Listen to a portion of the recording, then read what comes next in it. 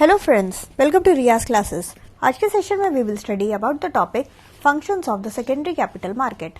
This topic is part of unit 10 capital market of the subject business environment MCO 4 MCOM second year IGNOU. Before we begin, if you like the videos that I'm sharing, do hit the like button. Do share your comments to let me know you find all this useful for your studies. Also, don't forget to subscribe so that you won't miss out on watching and learning from my videos. चलिए शुरुआत करते हैं आज के topic की, जो कि है functions of the secondary capital market. तो अगर हम फंक्शंस की बात करें, जो सेकेंडरी कैपिटल मार्केट है वो होता क्या है, वो सब हमने पिछले सेशन में देख लिया था। तो आज के सेशन में हम फंक्शंस देखेंगे। फंक्शंस मतलब कि ये क्या इसका फंक्शन है बेसिकली, कि ये क्या जो है इसका रोल मेनली क्या है इकोनॉमिक डेवलपमेंट के लिए। कंट्री के अगर व्यू पॉइंट से हम देखें तो इकोनॉमिक डेवलपमेंट में भी इसका काफ़ी ज़्यादा रोल है, और वो इनके कुछ फंक्शन से ही आता है। जो पहला जो इम्पोर्टेंट फंक्शन है वो यही है कि वो एक जो है प्लेस प्रोवाइड करता है आपको। सो एक जैसे अगर आप मॉल में जाओ, मॉल में आपको एक ही छत के अंदर डिफरेंट ब्रांड्स मिल जाते हैं। आपको कहीं भी जाने की जरूरत नहीं है, बस एक मॉल में चले जाओ, आपको डिफरेंट ब्रांड्स मिलेंगे, कपड़े मिलेंगे, हर तरीके का खाना मिलेगा, सब कुछ जो है अंडर वन रूफ आपको मिल जाएगा। सिमिलरली ये भी एक जो है this is a market place, ये एक प्लेस प्रोवाइड करवाता है, एक ऐसा प्लेस जहां पे बायर और सेलर कन्वीनियंटली परचेज और सेल कर सकता है अपने स्टॉक्स का।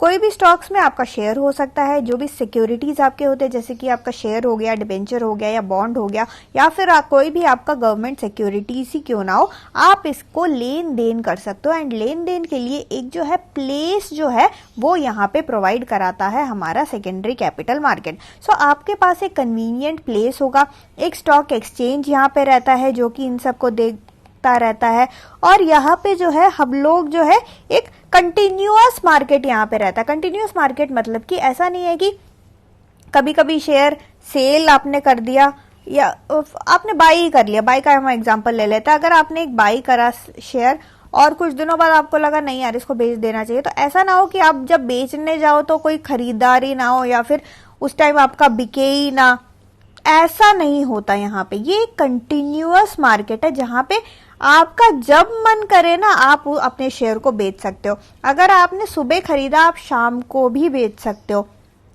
आपने आज खरीदा आप कल भी बेच सकते हो, या फिर अगर आपने लॉन्ग टर्म के लिए लिया है, अगर आपको फ्यूचर उसका दिख रहा है कि भाई लॉन्ग टर्म में मेरे को प्रॉफिट हो सकता है, आप होल्ड भी कर सकते हो। एक साल के लिए भी, महीनों साल तक आप जो है आप होल्ड करके इन सिक्योरिटीज को रख सकते हो। सो यहाँ पे एक कंटिन्यूअस मार्केट प्लेस आपको प्रोवाइड हो रहा है, जहाँ पे continuous there will be a lot of buyers and there will be a lot of suppliers. तो यहाँ पे कोई कमी नहीं है, आपको जब मन चाहा आप ले सकते हो, जब मन चाहा आप जो है सिक्योरिटीज को जो है खरीद सकते हो।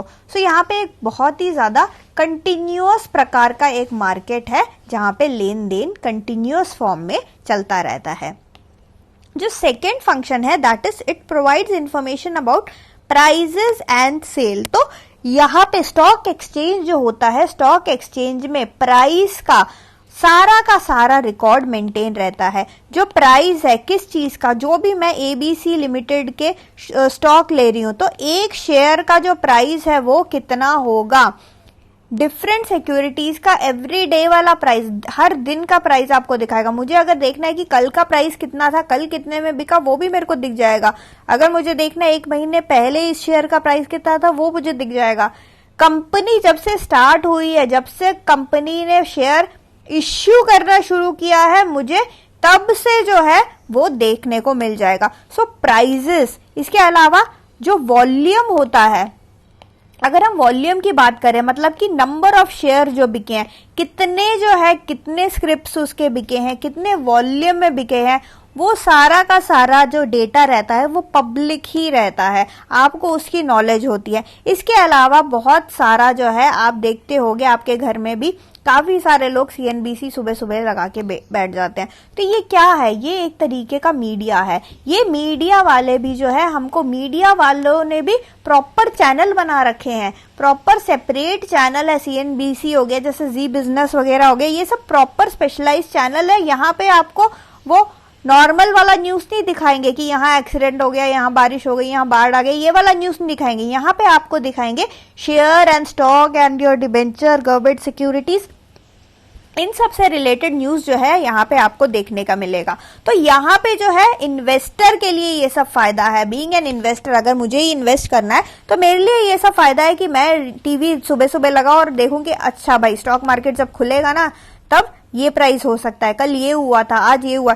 तो मेरे को जो है, मेरे को खुद ही जो है बहुत ज्यादा इंफॉर्मेशन जो है मेरे को मिल जाएगा, जिससे कि मैं जब डिसीजन मेकिंग करूंगी, जब भी बाय और सेल के रिलेटेड रिस्पेक्ट में मैं जब भी डिसीजन मेकिंग करूंगी, मैं क्विक डिसीजन वगैरह ले सकती हूँ with respect to purchase and sale of my securities. So यहाँ पे जो है मेरे को जो है पता लग जाएगा, ऑल इन्फॉर्मेशन मुझे मिल जाएगा विथ रिस्पेक्ट टू जो शेयर मुझे खरीदना है।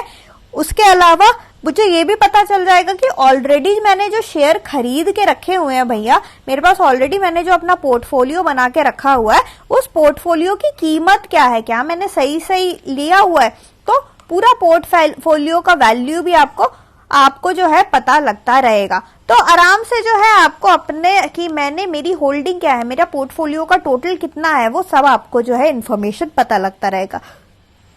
सो ये भी is one of an important function of this secondary capital market की आपको जो है जो इन्फॉर्मेशन है वो एकदम ट्रांसपेरेंसी के साथ with respect to price and sale, price and sale, price as well as sale का जो इन्फो है वो आपको सही जो है, और वो भी करंट, ऐसा नहीं आपको एक महीने पहले का प्राइस दिखा रहे टीवी में आज, ऐसा नहीं है, आपको करंट पता लगता रहेगा। आज के डेट में ये प्राइस है, मार्केट खुलेगा तो अप्रोक्सीमेट मतलब इतने पे ही खुलेगा, आपको एग्जैक्ट पता रहेगा कि चल क्या रहा है। तो ये सब फायदा, इन सब में फायदा हमारे इन्वेस्टर का ही रहता है कि भाई इन्वेस्टर जो है प्रॉपर तरीके से डिसीजन मेकिंग कर सकता है।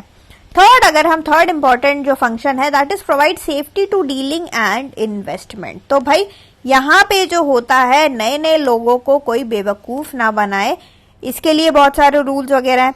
प्लस जो भी ट्रांजैक्शंस होता है स्टॉक एक्सचेंज में, हमने प्रीवियस सेशन में देखा था कि कोई भी क्या खरीद सकता है।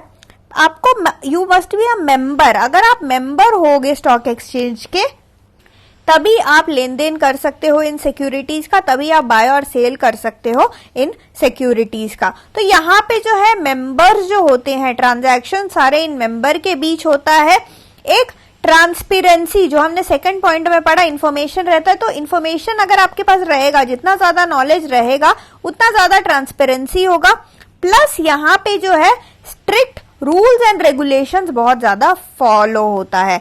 इसका एक प्रॉपर टाइमिंग भी रहता है, जैसे सुबह के टाइम, ऐसा नहीं कि सुबह आप 3 बजे उठे तो चलो 3 बजे मार्केट खुल गया, मैं स्टॉक खरीद लेता हूँ, टाटा का स्टॉक खरीद लेता हूँ या अदानी का स्टॉक खरीद लेता हूँ, ऐसा नहीं है। इसका एक प्रॉपर टाइम रहता है, मार्केट के खुलने का एक फिक्स्ड टाइम रहता है और वो डेली उसी टाइम पे वो मार्केट खुलता है।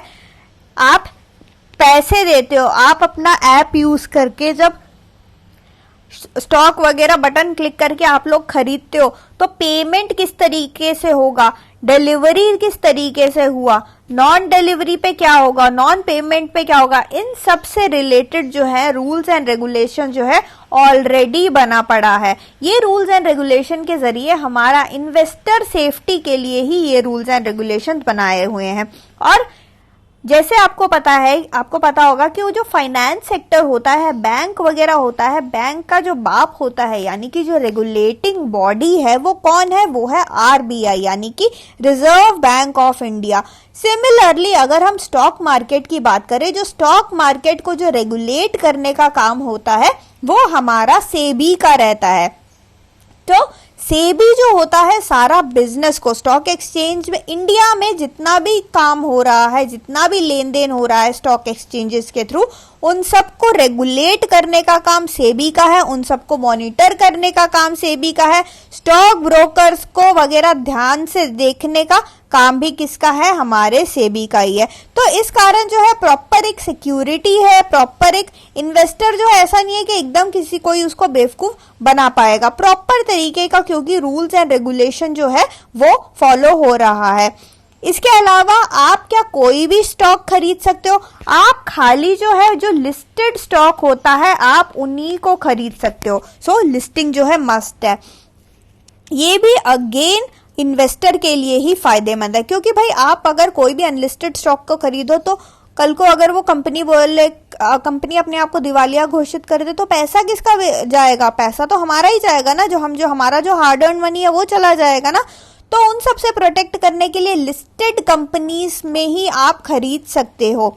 एंड ये लिस्टिंग का इंपॉर्टेंस क्या है भाई? लिस्टिंग के लिए भी, मतलब सेबी में आपको अगर लिस्ट होना है तो उसके लिए भी भाई जो एनएससी बीएससी में जो लिस्ट होते हैं उनके लिए भी बहुत सारे रूल्स होते हैं, ठीक है ना। उनके लिए काफी सारे रूल्स होते हैं कि इनका पेड अप कैपिटल इतना होना चाहिए, ये इतना होना चाहिए, वो उतना होना चाहिए। उनके फाइनेंशियल्स वगैरह जो है प्रॉपर ऑडिट होते हैं, प्रॉपर वो होता है। तो ये जो है लिस्टिंग करने का तरीका भी बहुत ज्यादा लंबा सा ही एक तरीके का है। तो इसमें जो है इन्वेस्टर सिक्योरिटी ही होता है। इन्वेस्टर्स के लिए ये सारा अच्छा है क्योंकि हम लोग लिस्टेड स्टॉक में ही, हम जो खरीद रहे हैं ना वो ऑलरेडी लिस्टेड स्टॉक होता है। एंड विदाउट लिस्टिंग जो होता है उसको हम खरीदते ही नहीं है। तो हम जो भी खरीद रहे हैं सब कुछ एक जेन्युइन ट्रांजैक्शंस होते हैं। कंपनीज जिस पे हम पैसा लगा रहे हैं वो साउंड कंपनीज होती हैं। प्लस उन्होंने अपना जो है सारा इंफॉर्मेशन कि हमने पिछले साल कितना किया, उससे पिछले साल कितना किया, जब मेरी कंपनी जब से लिस्ट हुई है, जब से मेरी कंपनी इनफैक्ट बनी है, जब से मेरी कंपनी बनी है, प्लस जब से मेरी कंपनी पब्लिक हुई है, तब से सारा का सारा डेटा जो है वो आपके सामने अवेलेबल रहता है। तो आपके लिए ही फायदा है, जो इन्वेस्टर है उसी के लिए ये सब जो है फायदा रहता है। तो ये एक बहुत ही इंपॉर्टेंट फंक्शन है, अनदर इंपॉर्टेंट फंक्शन जो कि यहाँ पे जो प्रोवाइड कराया जाता है हम लोग। Now the next one is help mobilization of savings and capital formation. Obviously mobilization of savings में तो ये मदद करता ही करता है। प्लस देखो एक बहुत ही अच्छा एनवायरनमेंट जैसे चल रहा है, बहुत ही अच्छा माहौल बना पड़ा, उस माहौल में जो है सारे के सारे लोग जो है बाई सेल कर रहे हैं प्रॉपर तरीके से। तो उससे क्या होता है कि और कंपनीज भी, नए कंपनीज भी आते हैं, तो इससे कैपिटल फॉर्मेशन भी रहेगा। ऑलरेडी एग्जिस्टिंग कंपनीज है वो और जो है स्टॉक वगैरह इश्यू करेगी, तो अच्छे जो परफॉर्मर्स होंगे वो अच्छा करते जाएंगे। जो हमारे सेविंग्स है, हमारा जो लोग जो है, लोग भी देखेंगे। अब नए इन्वेस्टर्स हैं आजकल, तो कितने सारे नए इन्वेस्टर्स हैं, वो भी देखते हैं कि भाई दूसरे लोग भी पैसा कमाते हैं, चलो हम भी पैसा कमा लेते हैं, रिटर्न्स क्योंकि अच्छा मिलता है यहाँ पे। तो उससे क्या होता है कि हम भी चले जाते हैं इन लिस्टेड स्टॉक्स को खरीदने के लिए। तो इससे जो है मोबिलाइजेशन ऑफ सेविंग वगैरह होता ही रहता है। प्लस जो कंपनीज है जो पैसा रेस कर रहे हैं इन सबको इश्यू ऑफर करके, शेयर वगैरह, डिबेंचर शेयर वगैरह ऑफर करके जो लोग जो है पैसा रेस कर रहे हैं, तो कंपनी का भी इसमें फायदा ही है। तो बाकी और कंपनीज इसको देख के आती है। तो ओवरऑल जो है एक पॉजिटिव एनवायरनमेंट रहता है, मोबिलाइजेशन रहता है, सेविंग का कैपिटल फॉर्मेशन तो है होता ही रहता है। तो एक लिक्विडिटी जो है जो प्रॉब्लम जो कंपनीज फेस करती है वो प्रॉब्लम यहाँ पे नहीं रहता। अगर हम नेक्स्ट फंक्शन की बात करें, that is barometer of economic and business condition. तो जितना वॉल्यूम यहाँ पे स्टॉक एक्सचेंज में ट्रेड होता है एक कंपनी का, तो उससे हमें पता लगता है कि भाई ये कंपनी डिमांड में है, कंपनी अच्छा काम कर रही है, कंपनी का स्टॉक बड़ा तगड़ा चल रहा है। तो उससे जो हम उसका जो है वैल्यूएशन कर सकते हैं। प्लस हम जो है सेक्टर वाइज वैल्यूएशन भी कर सकते हैं। अगर आज के जमाने में अगर कोई भी ले लो, कभी स्टील को ले लो, ठीक है, अगर आप देख रहे हो कि ट्रेंड ये चला है कि सारे के सारे जो है स्टील के स्टॉक ले रहे हैं, तो इसका मतलब क्या है भाई कि स्टील का कंपनी परफॉर्म भी तो उतना अच्छा कर रहा होगा, रिटर्न कहां से देगा? वो प्रॉफिट कमा रहा होगा तभी तो वो रिटर्न देगा। मतलब कि कहीं ना कहीं स्टील जो इंडस्ट्री है वो कहीं ना कहीं जाके जो है अच्छा काम कर रही है। मतलब इंडिया में जो है स्टील का जो है वो जो है डेवलप कहीं ना कहीं काम वहां पे ज्यादा चल रहा है। तो यहाँ पे जो है आप इकोनॉमिक कंडीशंस को, बिजनेस कंडीशन से आप पता लगा सकते हो कि भाई सेक्टर वाइज जो है क्या क्या चल रहा है। स्टील इंडस्ट्री आप फिर ओवरऑल कहोगे अच्छा चल रहा है वहां पे काम। तो इस तरीके से आपको जो है डिफरेंट टाइप्स ऑफ एनालिसिस करने में भी जो है ये डेटा एक्चुअली यहाँ पे जो है आपका काम, यहाँ पे डेटा ही आ रहा है कि कितना वॉल्यूम सेल हुआ, कितना वॉल्यूम परचेज हुआ। आपको डेटा यहाँ से पता लग जाएगा कि कैसे जो है हम ओवरऑल हमें पता लग सकता है कि इकोनॉमिक और बिजनेस कंडीशन जो है वो किस तरीके का है। इसलिए इसे बस बैरोमीटर कहा गया है कि आपको जो है पता लग पाएगा कि एक इकोनॉमिक प्रॉस्पेरिटी हो रही है कि नहीं, शेयर प्राइस कम हो रहा है, बढ़ रहा है, क्या हो रहा है, नहीं हो रहा। अगर जैसे फॉर एग्जांपल जो शेयर के प्राइसेस है अगर फॉल डाउन होगा तो इसका मतलब कि इकोनॉमी में स्टैग्नेशन आ गया है।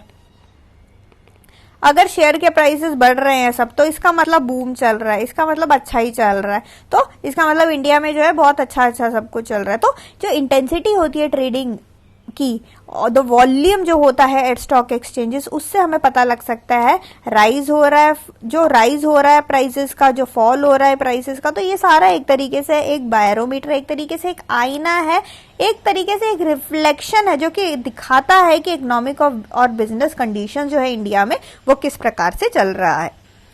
And next, better allocation of fund. इसके अलावा ये इंपॉर्टेंट है कि बेटर एलोकेशन ऑफ फंड, तो स्टॉक मार्केट का जो फंड फ्लो रहता है उससे हमें ये भी पता लग जाता है कि हमें कहाँ पैसा लगाना है, कहाँ पैसा नहीं लगाना। कुछ कंपनीज होते हैं वो ज्यादा प्रॉफिटेबल होते हैं, कुछ कंपनीज जो होते हैं वो कम प्रॉफिटेबल होते हैं, बट वो कम प्रॉफिटेबल होते हैं पर उसमें ग्रोथ पोटेंशियल भी होता है। तो ये सबसे ना हम जो क्या कर सकते हैं, स्टॉक एक्सचेंज जो एक तरीके से will help us to provide mobility to capital and facilitate sound investment and in the process the financial resources of the economy are better allocated. So जो भी जितने भी फाइनेंशियल रिसोर्सेज हैं उसको हम बेटर तरीके से इकोनॉमी में जो है एलोकेट कर सकते हैं। तो ये जो है सब इम्पॉर्टेंट फंक्शन, हमने 6 इम्पॉर्टेंट फंक्शंस देखे। पहला फंक्शन था कि it provides ready and continuous market, एक प्रॉपर मार्केट प्रोवाइड करता है जिसमें हम लेन देन वगैरह कर सकते हैं। सेकेंड, इन्फॉर्मेशन हमें पता लगते हैं regarding the prices and sale. Third है, it provide safety to dealing and investment. Safety तो रहता ही है जिससे कि जो इन्वेस्टर है जिनमें कम नॉलेज हो, अब तो खैर अब तो सब लोग ना गूगल, अब तो गूगल आ गया है तो हर बंदा गूगल करता है। आप जैसे कोई भी कंपनी ले लो, कुछ भी ले लो, जैसे फिनोलेक्स ही हो गया, सिंपल आप फिनोलेक्स, आपने देखा कि भाई फिनोलेक्स के पाइप है, क्या उसका शेयर निकला हुआ है, क्या मैं उसको खरीदूं या क्या करूं? तो अब मेरे को एज अ लेमैन मेरे को नहीं पता कि फिनोलेक्स कंपनी क्या कर रही है उसका। ठीक है, मैंने टीवी में ऐड वगैरह देखा हुआ है, बट मुझे ये नहीं पता कि उन्होंने सेल कितना किया पिछले साल, उन्होंने स्टार्टिंग में उनका ऑलरेडी कितना, पिछले टाइम 1 महीने पहले उनका शेयर का प्राइस क्या था, या उन्होंने जब स्टार्ट किया तब उनका शेयर का प्राइस क्या था। इतना इन्फॉर्मेशन तो मेरे पास नहीं है, तो मैं क्या करूंगी, सिंपल गूगल पे जाऊंगी, तो गूगल पे मेरे को सारा का सारा डेटा जो है इसके बारे में मिल जाएगा। तो कहने का मतलब ये है कि इंफॉर्मेशन आजकल बहुत ज्यादा प्रोवाइडेड है, जिसके कारण हम लोग जो है एकदम स्ट्रांग तरीके से, हम लोग भी जो है कॉन्फिडेंट होके जो है अपना पैसा जो है कंपनियों में लगा सकते हैं। प्लस यहाँ पे सेफ्टी है, सेफ्टी के कारण क्या होता है, सेबी जैसा रेगुलेटरी बॉडी है, तो एक प्रॉपर सेफ्टी है, एक जेन्युइन होती है। जो भी कंपनीज होती है वो लिस्टेड कंपनीज होती है, अनलिस्टेड कंपनीज पे हम पैसा नहीं लगाते, लिस्टेड कंपनीज पे ही पैसा लगाते हैं। तो सारे ट्रांजैक्शन जो होते हैं वो क्या रहते हैं, वो जेन्युइन ही रहता है।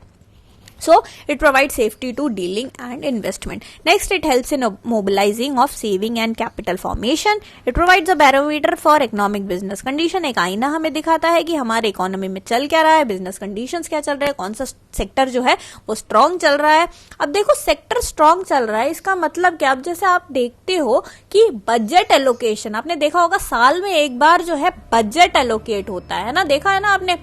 तो जब बजट अनाउंसमेंट होता है आपने देखा होगा कि हर सेक्टर को कुछ ना कुछ पैसा मिलता है। जैसे कि हेल्थ सेक्टर हो गया, तो हेल्थ सेक्टर को, हेल्थ मिनिस्ट्री को, हेल्थ सेक्टर को एज अ सेक्टर उनको फंड एलोकेट होता है, करोड़ों में फंड जाता है, मतलब बहुत ही ज्यादा हाई वैल्यू में, बहुत बड़े बड़े अमाउंट फिगर्स होते हैं, ये करोड़ों में जाता है, तो हेल्थ सेक्टर को जाता है। एजुकेशन सेक्टर को फंडिंग जाती है, सिमिलरली टेलीकॉम को फंड जाता है। तो ये सब कहाँ से, ये भी ना एक तरीके से इन सब से भी डेटा निकालता है, इन सब से ही नहीं, इन सब से भी। तो ये सब जो है हमें सिंपली आईना दिखाता है कि ये वाला सेक्टर अच्छा चल रहा है, यहाँ पे अच्छा चल रहा है, वहां पे अच्छा चल रहा है, तो ये हमें पता लगता रहता है। And finally better allocation of fund जो है हम लोग कर सकते हैं, क्योंकि हमारे पास ऑलरेडी इतना ज्यादा इन्फॉर्मेशन है, हमें पता पहले से ही पता होगा कि भाई कौन सी कंपनी सही चल रही है, कौन सी कंपनी सही नहीं चल रही है, हमें पता होगा कहाँ सही से पैसा लगाना है। So that's it for this session. Thank you so much for watching. Like, share and subscribe to Riya's classes. Thank you and bye bye.